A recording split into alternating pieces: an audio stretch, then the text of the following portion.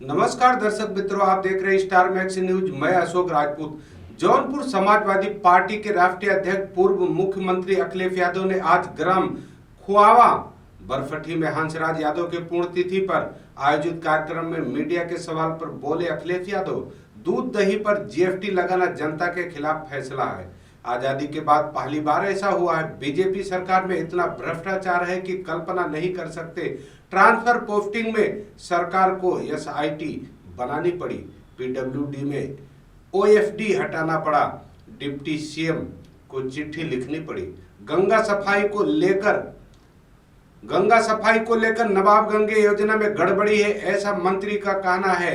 अग्निवीर सेना भर्ती योजना को नौजवानों को धोखा देना बताया।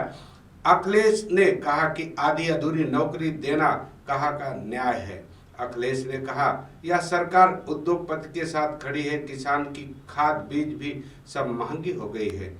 राजभर के सवाल पर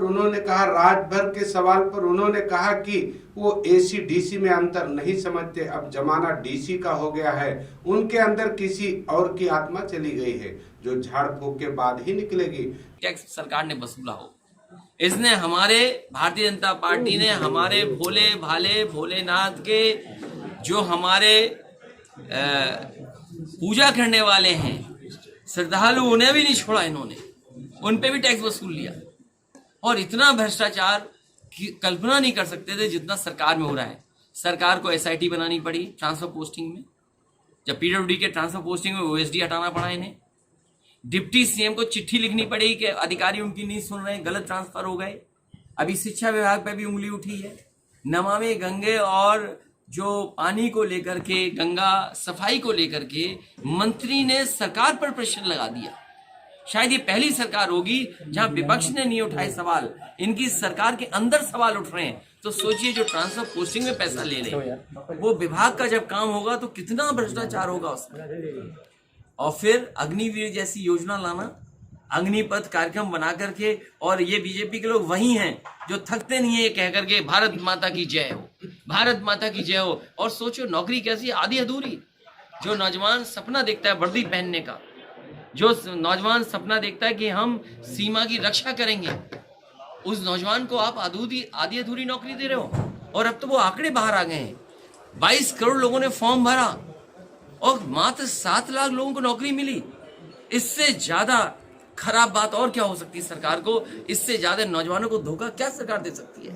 और फिर वहीं सरकार कुछ लोगों के साथ ऐसा खड़ी है जैसे कल्पना नहीं कर सकते आप।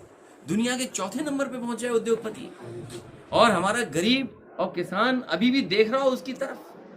किसान को सुविधा नहीं, डीएपी महंगी, खाद महंगी, सिंचाई महंगी, आपका बिजली का बिल महंगा, इलाज महंगा, पढ़ाई महंगी, और उद्योगपति को बैंक से लोन का लोन, और दुनिया के चौथे नंबर पहुंचा दिया।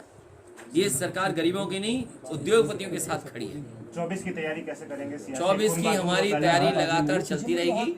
सदस्यता के सहारे हम अपने कार्यक्रम, अपने पार्टी के फैसले जनता तक पहुंचाएंगे।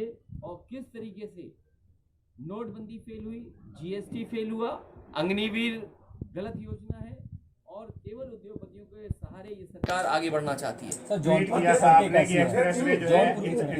हालांकि ये सरकार पहले भी नहीं की थी, आज भी सरकार इनकी है, दिल्ली की भी सरकार इनकी है। इनको तो सड़कें अच्छी बना देनी चाहिए, लेकिन सड़कों के इंजीनियर से ही जब पैसा ले लेंगे, जब सड़क बनाने वाले इंजीनियरों से ही पैसा ले लेंगे, तो क्या उम्मीद करोगे आप सड़क कैसी बनेगी? और फिर हाल ही में आपने बुंदेलखंड एक्सप्रेस के लिए नाम आगे कर दिए।